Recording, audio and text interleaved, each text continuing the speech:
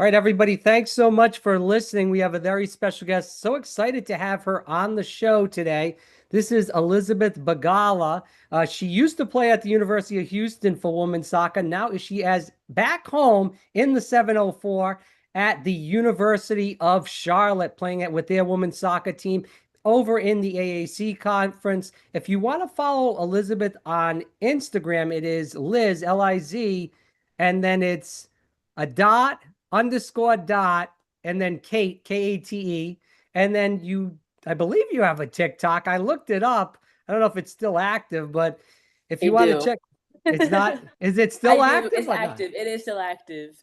Okay. It's ITSLIZKATEE on TikTok. Anyways, enough of the nonsense at the top. Elizabeth, thanks so much for coming on. So grateful we finally got this going. Of course. I'm so excited to be here. And we're so excited to have you. You are a star on the field and off the field. We're going to kick that all around as the conversation rolls on. Let's first talk about you growing up in a soccer family. Your mom and your dad both played at Alabama A&M. What was it like growing up in that kind of environment? And, even to mention that your dad played with the Uganda national team as well. Honestly, when I first started sports, I was a gymnast. So soccer Wow. wasn't even in a question. My parents didn't really force the sport on me. If I wanted to do the sport, then they would love that, but they just wanted me to stay active. And then one day I'm just like, wait, like I want to switch something up a little bit. And I started getting into soccer, and of course, both of my parents were so excited. So growing up, when I started playing, I was like the age of 7, which is kind of late for so many people. I didn't know the first thing about touching a soccer ball. When I tell you, if you saw me playing soccer back then to now, you would probably think I would not be where I am right now. Well, listen, right now you're kicking ass and taking no prisoners, that's for sure. And let's going into that. Like you're 5'9", you're extremely versatile. You can play forward, winger, or fullback. And as far as playing so far on so many positions on the field where any coach can move you all over the place, what is your favorite position to dominate as far as that goes? Honestly, I really like to play the winger position, anything 7-11, mainly on the left side because I like to think that my left foot is a lot stronger than my right foot. I love using my left, and I can also cut in and drive and shoot and take people on 1v1. I'm a big runner. So if you want to play me in through behind, go ahead. I'm gonna run to that ball. And obviously the size advantage is a plus two for Definitely. the coaching staff as well, because you can definitely jump up and get on those headers as well. Let's talk about the recruiting process. I want to get into Charlotte, but starting off out of high school, you were a stud in high school, but also playing club. I want you to talk about the recruiting process as far as that goes. Excuse me. So my recruiting process, honestly, I would say when June 15th came, I wouldn't say I was stressed, but I just had to get everything organized. It was easy flowing, coaches coming in talking to me, but the biggest things that I was looking for was a coach that was actually going to develop me, not just as a player, but as a person. And I've stuck with that through like my transfer process and my first recruiting process, and then secondly, academics is such a big thing to me. Crazy, I started out as a pre-med major and now I'm moving into pre-law. But I started at Oh. Boston College, which gave me the academics and in the athletics. But then stuff happened. Coach got let go, and then I came in. Coach Jaime, who is the coach that I was with first at University of Houston when I was recruited, he called me again and he was like, "Liz, we really want you here." And I'm like, "Hey, like." This coach is already making me feel like family. He poured his heart out, and I could see he loved the game just as much as I did, which I really appreciated. And University of Houston gave me great academics as well. And they set me up for a lot of great connections with people that I have now for internships and all of that. So my recruiting process was, I wouldn't say tricky, but like towards the end, come signing day, I was like, okay, what am I gonna do? But I ended up at Houston, and for the 2 years that I was there, I would really say it developed me into the player and person that I am now. So talk about the full circle from growing up in North Carolina, Boston College, Houston, now that circle back to North Carolina. How does it feel to come back home? Honestly, I'm really excited. Like when I went away, I was like, okay, like I get to explore, I get to like be independent, I get Right. to grow, and I did all of that. And now I'm back here, and it's like I have my support system, I have my family, I have my old club coaches, I have my club coaches, and I have my college coaches here who really see something in me that a lot of coaches didn't, especially coming off of injury. And it's just Charlotte is a great school for so many things, and I just feel so much more supported, and I feel like I'm in a better environment to where I can really grow and develop to be the dominant player that I know I can be. Elizabeth Bigala here on the program. The Instagram is Liz and then dot underscore dot Kate. And then the TikTok is it's Liz Kate with two E's, not one. Definitely check her out on both of those social media platforms. I want to talk a little bit about Charlotte and obviously, coming back from the injury. Can you talk about the rehabilitation, how that's been going? Do you feel like you're at a full strength? I know we spoke on the phone and you said you're practicing with some teams as far as professional over there. Talk a little bit about all that. So rehabilitation wise, I wouldn't say just got cleared, but I got cleared about 2.5 months ago, fully from my ACL tear back in 2025. It was a tricky process. I will say that the rehabilitation process and time with all the complications I went through did take a toll, but I feel that I am now 100% ready. I'm training with Charlotte Ascent. It's a semi-pro team here in North Carolina, and training with them and doing the fitness package that we were given from Charlotte. I feel come July 15th, which is our report date at Charlotte, in our first home games, I feel that I'll be 100%, 110%, honestly. My knee doesn't bother me anymore. It just feels normal. I feel a lot stronger, a lot faster, and I'm just ready to get back out on the field and, play against people because I haven't done that in so long. Right. I want you to talk about the mental health process of going through such a crazy injury. And we see a lot of women now, men get tear the ACLs, but I feel like that's a lot of women are tearing that. They wrote a big article in the USA Today about that a couple months back. We discussed that with another women's soccer player we had on previously. But talk a little bit about that mental health process, going through all the complications and going through the injury in general, which it's an extremely tough injury to even come back from. So, I went through 3 surgeries, which Wow. is a lot for just an ACL. I tore my ACL, a little bit of my MCL, and both of my meniscus. So, the day after my birthday, so crazy. The day after I had my birthday and had so much fun, I tore my ACL at practice, and Ugh, when I tell you everything just came crashing down, I'm like, what am I gonna do? What am I gonna do? Because I'm such a big person of I need a plan and I have to have yeah. everything planned out. And when I tore my ACL, I'm like, this is not a part of the plan. What am I gonna do? I'm calling my dad, I'm freaking out, I'm calling my mom, I'm like, guys, like you're not here. I'm in Houston by myself. I have no one. I'm freaking out.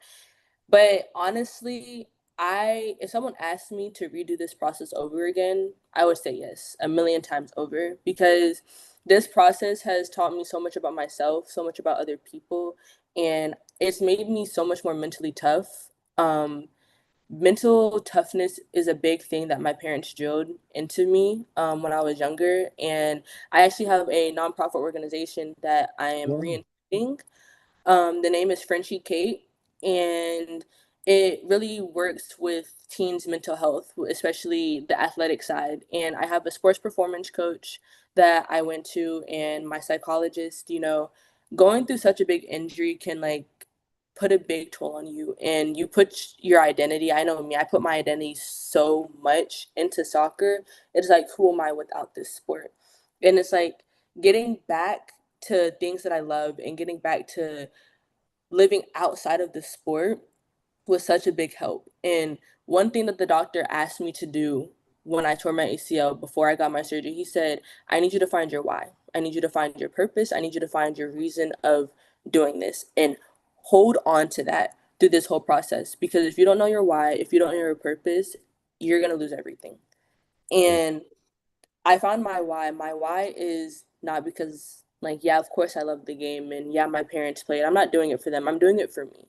You know, my why is knowing that I can be the best at everything that I can do. My why is making sure that not only I am happy, but other people are happy. And, making sure that everything is well taken care for. I'm a big people person. I'm a big person who likes to talk and make connections. And it's like, if I can bring happiness and joy by playing soccer to someone else, I know that's making me happy as well. So, just finding your why, finding your purpose, and going through this process is probably the biggest thing that I'll tell anyone going through this. And don't think about the negative parts. Don't think about, oh my gosh, I had PT. PT was 3 hours long, 4 hours long. I Wow. was there at the facility, 6 a.m., 6 p.m., all day. And my teammates will tell you, I was there every day. I lived in the training room. Whew.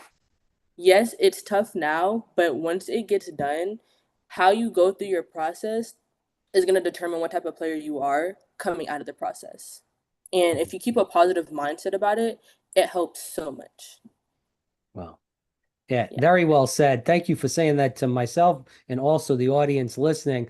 I want to go a little deeper into the foundation because this is something about you that preparing for the interview, I never found out about. So go a little deeper into that, how people can find out more about the foundation in general. I know we usually do this at the end, but since you brought it up now and I didn't really prepare for that, uh, I'd love for you to go a little deeper into that now. So I started Frenchie Kate when I was in middle school going into high school because I was always the youngest in everything, every grade, every sport.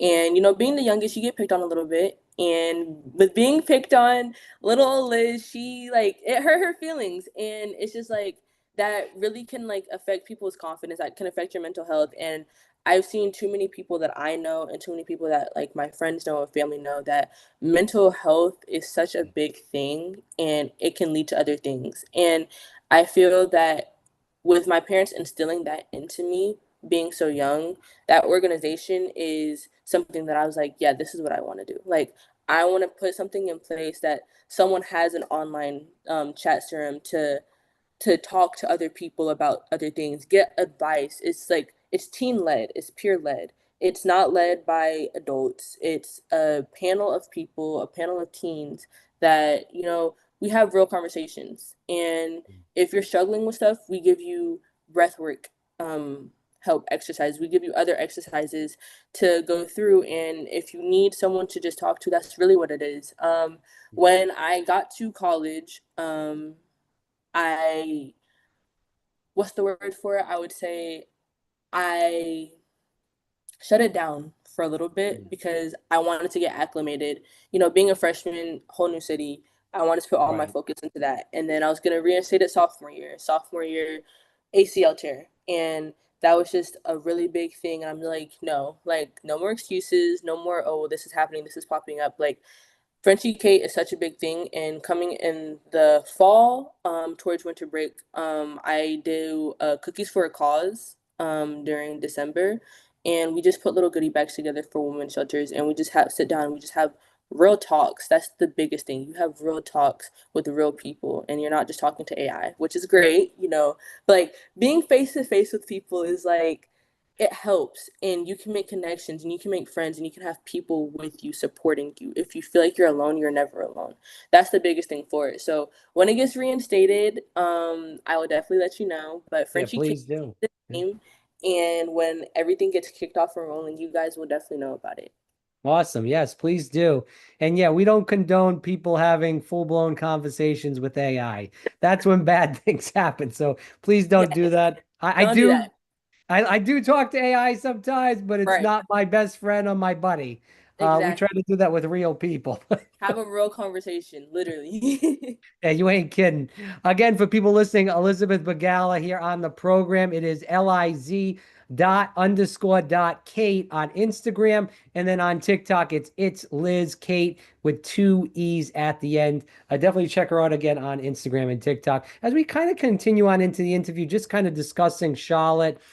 When you chose Charlotte, obviously part of it was, you're coming back home, that homecoming. You have that your mom, your dad, your friends, your family, your old coaches, the list goes on and on. But talk about meeting some of the ladies that play on the team. Did you know a lot of the ladies on the team? How have they brought you in? Have they brought you in with open arms?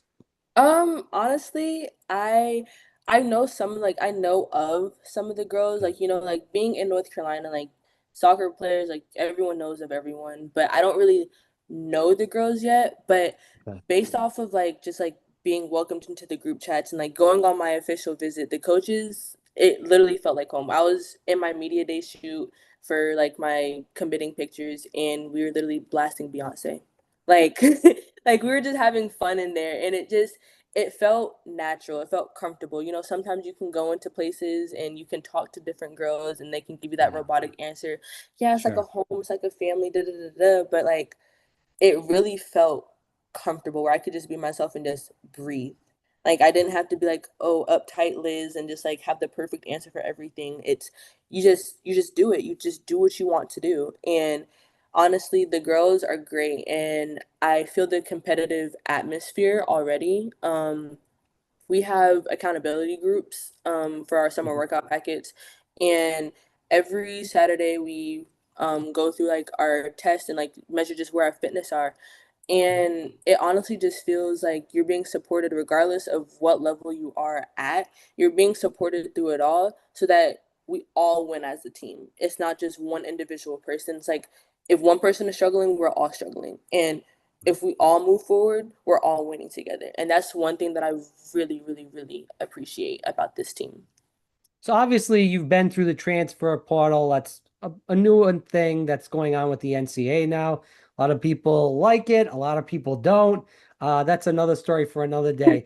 Well, let's talk about let's talk about NIL because that's another new big ball game where, we see the men's sports at a lot of these colleges. I'm sure you saw it at Houston, Mm-hmm. especially for basketball, which is, Right. pristine at Houston. But also the football team is well over there. Mm-hmm. But and it's probably on a little smaller scale at Charlotte. But as far as that goes, how has the NIL affected you? Have you talked about these issues with Charlotte when you were coming in? Because we all know that women's soccer doesn't get the cred that men's basketball or baseball or football get. Um, Honestly, NIL wasn't really a conversation that I Okay. had. Like, yes, I understand like it's not as big as it would be in like the male sports, especially football or basketball, but NIL will come. I've seen a lot of my teammates at many different schools get many big NIL deals with either Nike or Brooks or just like any other companies. So it happens, but that wasn't really a focus of mine. And honestly, it's still not a focus of mine. Like, yes, like I would love to get that NIL deal. Yes, I would love to be representing some Right. big time company, which I feel like will happen. But people get lost in being so worried about the NIL and being so worried about the money aspect of it that they don't do it for the love of the game anymore. They don't do it to actually play the game. And it's just like NIL is just an added bonus to that. And I feel like that's where us in this world get like a little mixed up, and especially in the sports world is like, oh yeah, no, I'm going to college so I can get the NIL and play money. Okay, well, after college you realize you're not doing that anymore. Like there's life after sports, and that's what a lot of people tend to forget. It's like, yeah, you have your NIL money now, yeah, you're a big shot now, but it's like when you leave and you're 30 years down the line, that's not coming in anymore. So I feel like yeah, it's a thing, but that never came up with me. It was just it's not a big priority to me. Yes, it's great, but again, like I said, it's an added bonus to all your hard work that you've been putting in to get to this point now. So that's just how I feel about NIL. Well, listen, Liz, I've heard the stories at University of Florida because I know some of the coaches there. I know some players over there. Whether it's been with soccer, whether it's been with softball, see some girls come through the programs, and once they get the money rolling from another program, they say, "See you later, sayonara, and bye-bye," and don't let the door hit you on the way out. But they are out of there, and they want that cash. And you listen, it's a tough economy out there. Everything is sky high.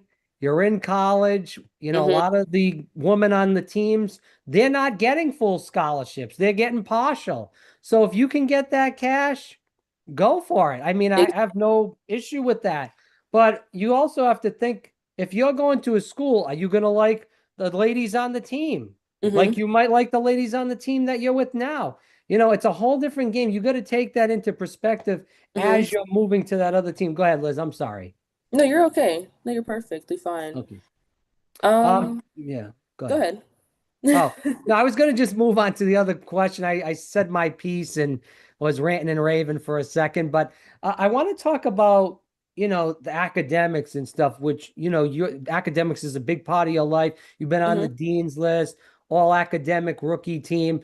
What's something that would surprise somebody listening or watching this from about your non-soccer life, like a hidden talent, something like that? I know you were Um, into gymnastics, you said, but so kind of crazy to say, but like I was the captain of my robotics team. wow, So okay. robotics, I love chess. Wow. Coding is something that I'm getting back into. I love to do all the nerdy things. I love to read. I'm a really big like Percy Jackson, Harry Potter, like Wow, okay. mystery type of person when I like to read. I just started now getting into like nonfiction, like helpful books, like giving yourself knowledge. But like if I had to just like have my free time, it would definitely be mystery. Robotics, coding, chess. I love cooking. I love baking. I stress bake a lot. So like during the season, I stress bake. I bake and bake and bake and bake. So like my teammates are gonna be well fed with all the desserts and everything. So yeah, that's just like Wow. a little bit about like what I like to do outside of soccer. It comes to a surprise by many people, like saying, "Oh my gosh, you like robotics?" Yeah, I love robotics. I love building. I love like Hey, dinosaurs. All the nerdy stuff that you don't think people like, I love. hey, that's where the cash is. That's where the Exactly. cash is. Everything that you said is cash, cash, cash. And I must say, I am extremely impressed by everything you're talking about. Kudos to you. You are definitely very intelligent just by the talking. I'm Thank you. impressed. I appreciate And it. I'm just saying, like, we've had some people on here that have been good interviews. We've had some people that have been very dull, to say it in a nice way. But Right. we'll move on with that. That is not you. Uh, so these are kind of just fun questions, some audience questions, and then I want to get into a little bit more exciting, funner questions. It's not Hmm. really a word, funner, but we'll go with that for Hey, today. we'll make it a word. Yeah, we'll roll with it. Favorite pregame ritual? Favorite pregame ritual. Okay, this is gonna be crazy. I drink milk before all of my games. Really? And Yeah, you I don't love. have like acid indigestion or any kind of upchucking? That's a No, bad word to use at the game, but like I know we have like our pregame meals and everything, but before I leave my house or anything, I always have my yogurt and I always have my milk. And I drink 100% okay. whole milk. I don't do the oat milk, almond milk, none of that.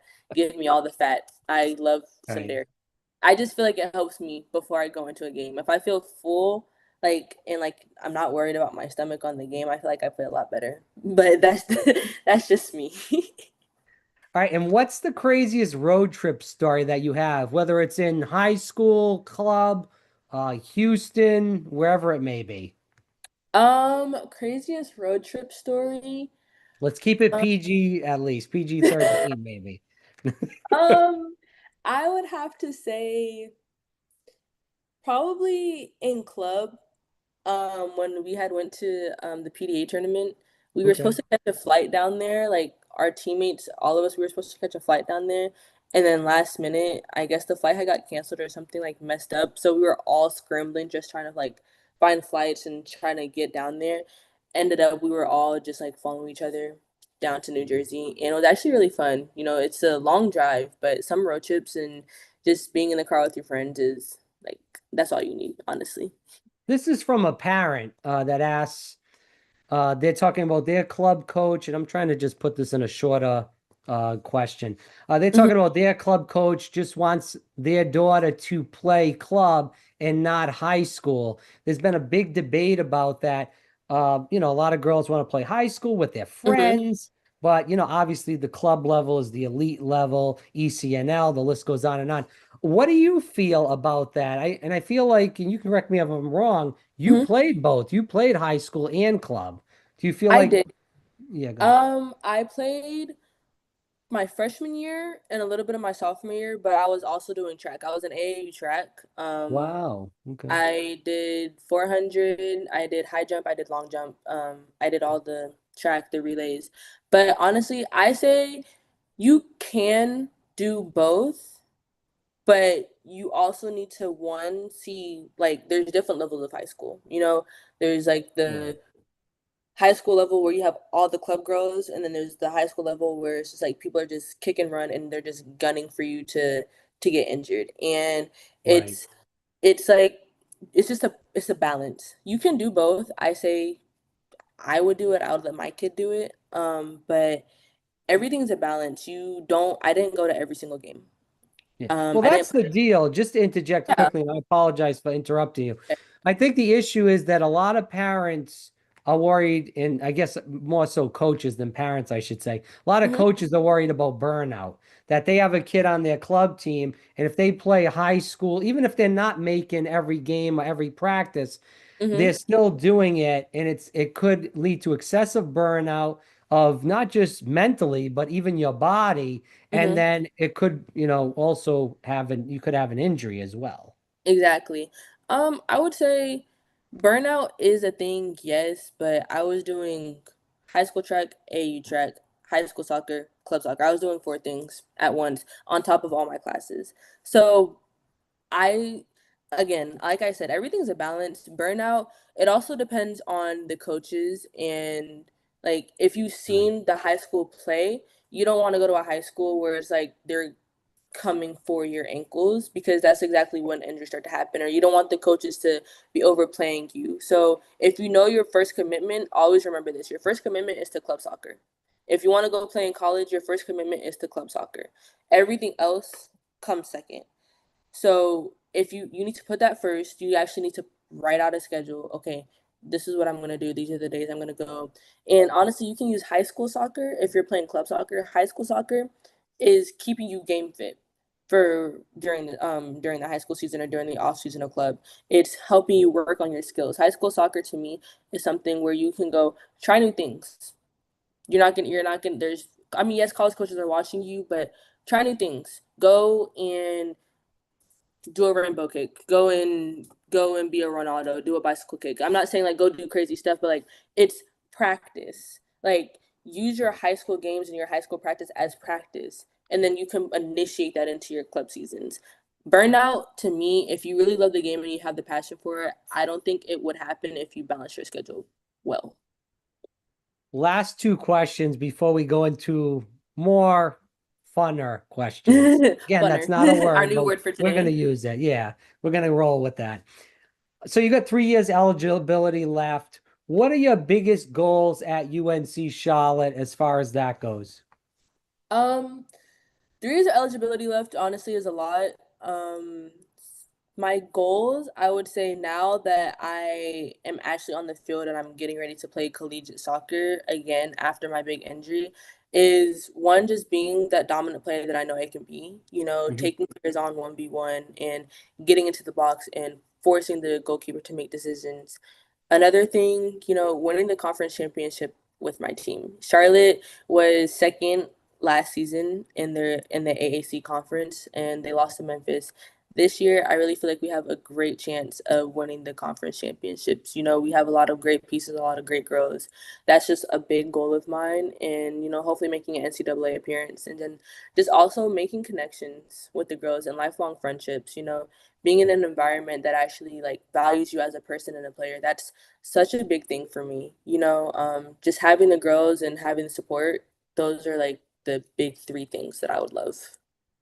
So for young players that might be listening to this, what's the best piece of advice you would give to them as far as that goes? Because again, you've played at, club level, regular high school, Houston, BC, you've went over there and toured there. and played committed there, and also obviously at Charlotte. So you've been to a lot of different places, so you can give a pretty good perspective on all this stuff with a younger person listening in. I would say the two biggest things is your attitude and your effort. If you do not have attitude, if your attitude is not good on the field, the coach is not going to look at you. If you're pouting on the field, if you're throwing tantrums, if you're not working well with your teammates, if you're talking back to your coaches, coaches are not going to look at you. They're going to look the other direction because they don't want drama. They want a person who is a good, hardworking player. Your attitude is so important and your effort. You know, how you work not only for yourself, but how you work for your team. You have to work for each other on that field. It's a team sport. It's not just a one person sport. You Mhm. know, especially when you get down to the last final minutes of the game, that really shows like your effort in those last final minutes of the game really shows how much you really want this. And it's just being able to be like, okay, sitting down with yourself and really thinking, yes, this is what I want to do. This is the sport that I want to go into. And yeah, I was fighting with myself. Honestly, I was fighting with myself. Is this something that I really want to do? Is this something that I love? My dad told me, you're not doing this for me. You're not doing this for your mom. You're not doing this for anyone. Your dreams are only going to become reality when your thoughts become action. And it's like, I can say, I want to be the best. I can say, I want to go out there and dominate. I can say, I'm going to go out there and score 5 goals. But Mhm. it's, what am I doing to put that in place? What actions am I doing to lead me to get there? And not just think about myself, but sometimes you have to cut certain things off, certain people, just horn in and focus on what you really want. And you can apply that to everything. Whatever career you want to go to, guys, whatever sport you're in, not even just soccer, your attitude, your effort, and how you really like take the bull by the horns and Mhm. just do it. Just do it. Because if you're putting something else before your goals, everyone else is going to get to their goals before you. And if you want to be the one that people are talking about and not you talking about someone else, you have to do what you have to do and put everything in place to get to where you want to be. Elizabeth Bigala here on the program. It is Liz dot underscore dot Kate on Instagram, and then on TikTok it's Liz Kate K-A-T-E-E on TikTok. Definitely check her out on both social media platforms. We're going to get into a little bit of a more exciting questions. So we talk about social life. Obviously, you're playing soccer basically from when you get there in July all the way up till you could hypothetically play until December if you make Mhm. the final in the NCAA. But regardless whether it's till December or November or whatever it may be, that's quite a bit of the year. So Exactly. how is your social life during that period? Because there's a lot of things in college. Obviously, you're not involved in this, but there's drugs, there's alcohol, there's crazy Yeah. parties, there's people getting arrested. There's all kinds of stuff going on college campuses. How do you have a good time, balance soccer, and also stay away from all that gobbledygook nonsense we just spoke about? Um, I say like you can have a social life, but again, it's all about balance. You can go out and you can go to parties if that's what you want to do. You can go and hang out with your friends and you can be up till 3 a.m. in the morning if you want to, but just know you have 7 a.m. practice. You sign Right. that you must be up and you must be in that facility at 7 a.m. So if you want to go and party at 3 a.m., go ahead. But it's also like you have to really think about what's important, and if soccer is your first commitment, then you have to do that. And I really learned that this is something that I want to do. So I kind of have to put my social life to the side just a little bit until after the season. I still go out here and there. I go and do things after practice with my friends. I go in to the park and we do study sessions sometimes. But the social life to me isn't that maximal, especially during season because you're dead tired. You're doing workouts all the time. So you can do it, but it's make sure you have all your homework done. Make sure your practices and stuff are done before all of that. Do you feel like it's tough dating as a college athlete? Because, at least when I was an athlete, if you're on a good team, you're at like the top of the heap. Everybody kind of looks at you as a god as far as that goes, and people want to aspire to be like you, hang around with you. How does that affect like dating life? I mean, it's kind of like the social life question that you just kind of Mhm. expanded on, but it's a little bit different because not only those issues that I just spoke about, but also, as you just talked about, you got practices. Your teammates might want to hang around with you. Maybe you got friends that are outside of the team you want to hang around with. How does all that play as far as dating goes? Um, I would say the dating life can be a little bit tricky, especially in college. Yeah.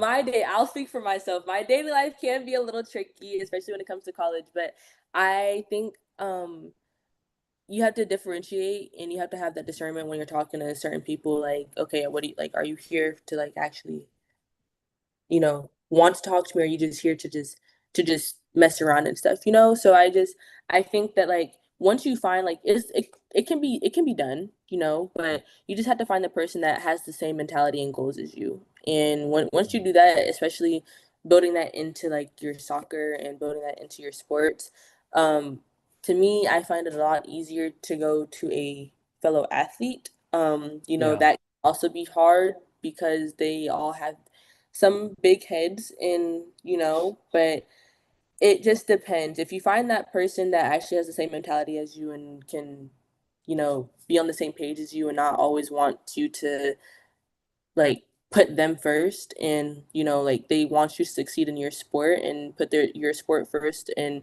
some to an extent, it can work. It just depends on everything, and like Listen, if I you're just feel like the dating has changed a lot. Dating is getting, I feel like, worse than better, especially with all the apps. Like a lot of the apps are just kind of like who looks the best, hmm and people just kind of stay on the apps. They don't want to talk to people face to face, one on one. They don't want to go out on dates. They just want to see how many likes they can get from that girl or that guy, whatever gender they're looking at. So that's kind of where I am with that, and it is tough to find, a girlfriend or a boyfriend hmm from whatever lens you're looking at right now. But we'll move on to the next question. We talk about being back on the field and trash talking. hmm Do you trash talk? And if so, what are your main lines that you use? Do you use different trash talk or similar trash talk to the same different players rather? Um, I'm not really a trash talker on the field Okay. because I do have a little mouth on me, so I try to keep that to a minimum. But like if We there talking is about swearing or we talking about not swearing. I can come up with smart remarks very fast, and all so right. I just try to keep that to a minimum on the soccer field. Just point to the scoreboard if you're winning. If you're not winning, just keep your mouth shut. Or like Okay. if they're trash talking you, laugh in their face because they have nothing better to do with their life. I find it funny when people start trash talking because I'm like, you're doing this for what reason? Like, you don't have a reason to be doing this. You just want to get in my head.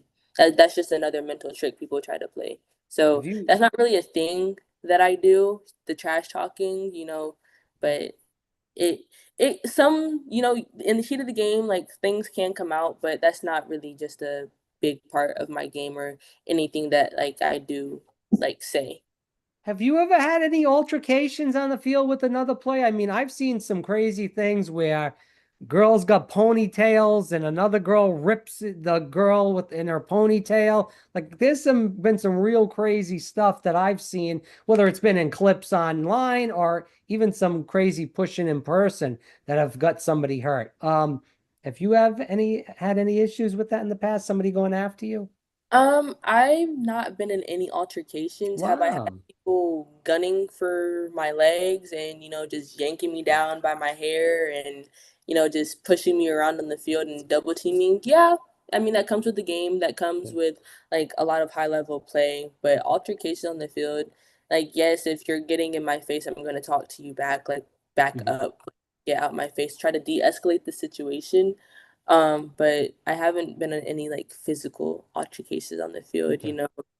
It's that's I try to stay as minimal with that as possible, just de-escalating it, walking away from it, confrontation and all that, so that nothing physical does happen, because that does result in red cards and, suspensions, and we like to avoid that at all costs. Right. No, I definitely can understand that. And you seem very calm, cool, and collected, at least from what you say on the field. So that's very positive that you're not going to get knocked off the field with a yellow or red card.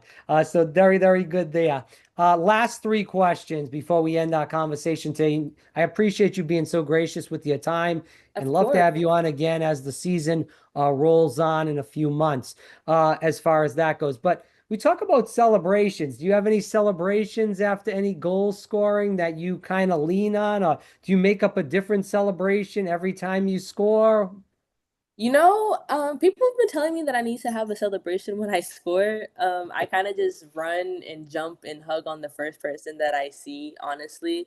But now that like I'm in the college scene and I'm starting to play again, I feel like I need to get like a little dance move going on, a little something Yeah, but to. can you dance though? If you can't dance, no one wants to see that.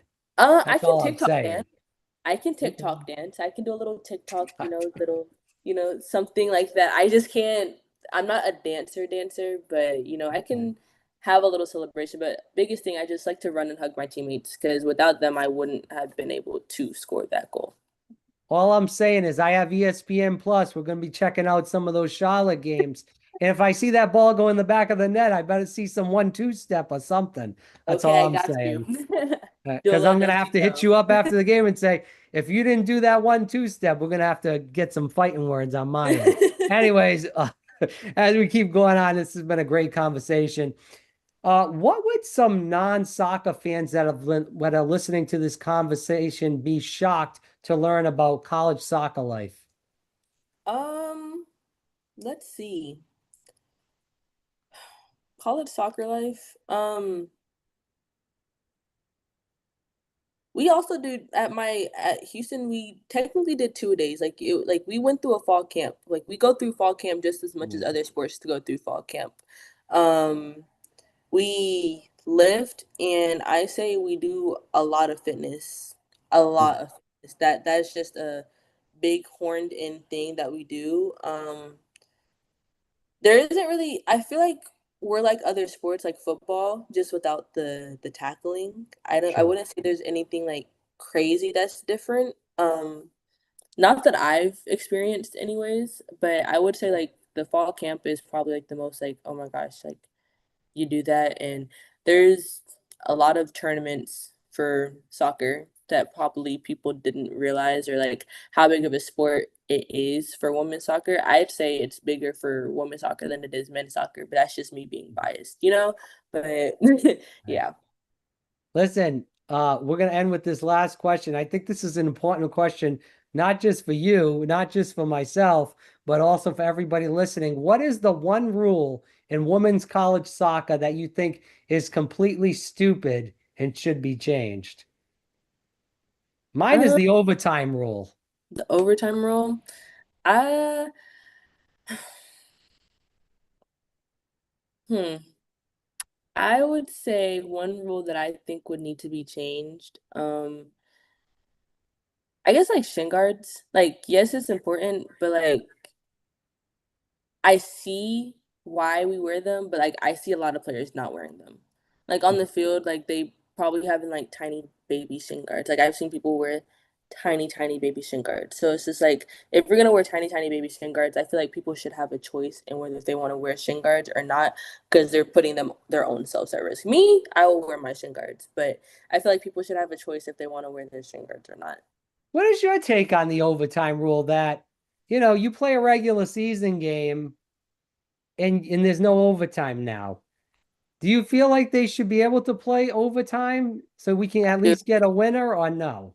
I do. I feel like if it's like earlier in the season, okay, like I understand like a 0-0 tie, but going later into the season and like you're really determining like people going Conference. to like conference championships and NCAA tournaments and everything, and there's no overtime, it's like, and you just end on a tie, it's like, no, like we need a distinct winner to see who's actually going to go to this and not gonna go to this, because that a tie makes or breaks a lot of people's season. So I feel like overtime helps that a lot. A game like that should never be left in a tie. Right. And I agree with that 100%.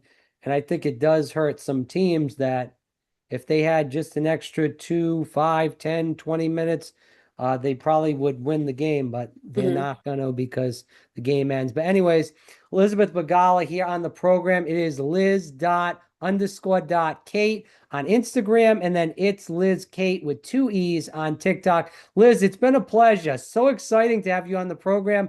You were Thank amazing, and it was not a dull interview, that's for sure. you. And we definitely hope that people check out University of Charlotte women's soccer on ESPN Plus, because that's where I'm sure most of the games are. I'm pretty sure about that. Yeah, Uh, in general, and check her out. And Liz, what number are you going to be this year so I people believe can look I'm for you? number 22 this year. Is that by choice or is that just Um, happenstance? it happened, but I also like number 22 because it's double of 11, and Okay. 11 is my original number. So I feel like 22 just tells me I have a second chance. So, Oh. Anything else you want to leave us with, Liz, as far as a website for your foundation? I know you're still working the kinks out with that, but I don't know if you have a website, social media for it, but if you want to shout that out, you can. Otherwise, it was great having you on, and we're so grateful to hopefully talk to you as the season rolls on. yes, of course. Thank you guys, and go Niners. All right. 1 second.